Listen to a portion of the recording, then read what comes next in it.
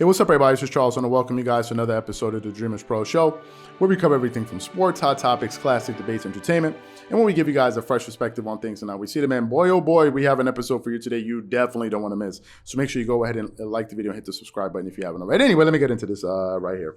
So I hate to be the guy that said I told you so, but I'm going to be that guy right now, and I'm going to say I told you so. I said it just over 2 years ago that I always felt, for those of you guys that have been following this channel for more than 5 minutes, more than 2-3 months, I've always felt like Anthony Davis was getting all of this props that he really didn't deserve. I felt like he was being overhyped.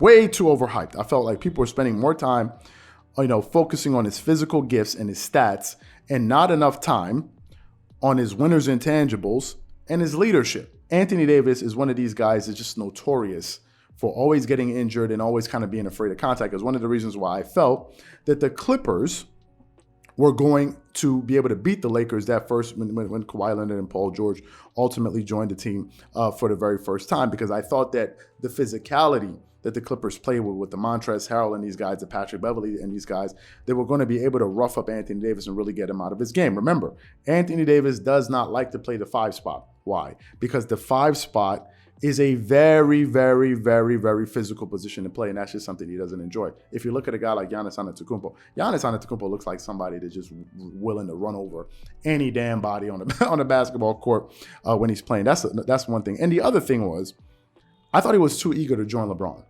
It just didn't sit well with me that a leader would be so eager to go join somebody else. Usually leaders bring people to them. They don't go chase people, right? And in this case, he just seems so happy to go follow LeBron. And I was like, okay, wait a minute.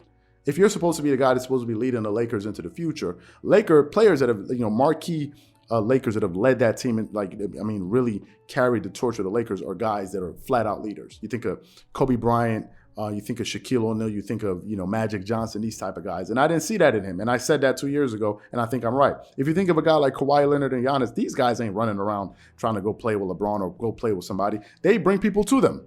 They don't go run to play with people. And I just thought that if this is the type of guy that we have, that you guys have, I just didn't see how he was going to be the guy leading you into the future. And now it seems as if Stephen A. Smith is finally saying what I've been thinking all along, which is trade Anthony Davis. For those of you guys who missed Stephen A. Smith's comments when he talked about trading Anthony Davis, take a listen to him talk about that here. Take a listen to that. But in the end, what it comes down to, guys, and I got to say this, I didn't want to say this because I mad love and respect for Anthony Davis, and I still think this brother's a star. He's averaging 23 and 9, okay, and shooting better than 50% from the field, just 16% from three-point range, 11 of 65 this year from three-point range, just atrocious three-point shooting. Ladies and gentlemen, we're going to talk about the Lakers beyond this season. They have to trade Anthony Davis. You don't keep Anthony Davis. Here's why. Because his value is his value as a player, but durability is a question mark at age 28. As you get older, those durability questions are going to be more prevalent. So when you think about his stock being as high as it's going to be, isn't that right now? And if you're looking at LeBron James and the fact that you need additional pieces, I got to say, Anthony Davis is the guy that you could get a lot for in return, potentially, because of his potential. But also, since you gave up so much to get him, it's going to be impossible to actually do a move on paper that makes sense. Right. Because of his potential, Stephen A. He still is a top 10 performer. Yes. He is still blocking shots and being active, but it's not as consistently dominant as you need it to be, and that's what's frustrating. I don't think he told any lies. I don't think Stephen A. Smith told any lies. As things currently stand, if I look at the NBA standings, the Lakers right now are in the 9th spot. They've lost 3 in a row. They're 3-7 out of their last 10, and they're trailing the Los Angeles Clippers, who have been without Paul George going on 2 months, and Kawhi Leonard, who has not even played a single game. That's that. There's no excuse for that. There's just no excuse for that when you have Anthony Davis on your roster, right? And you have a LeBron, and you have a Russell Westbrook. Now, here's the current state of affairs with the Lakers as we currently speak.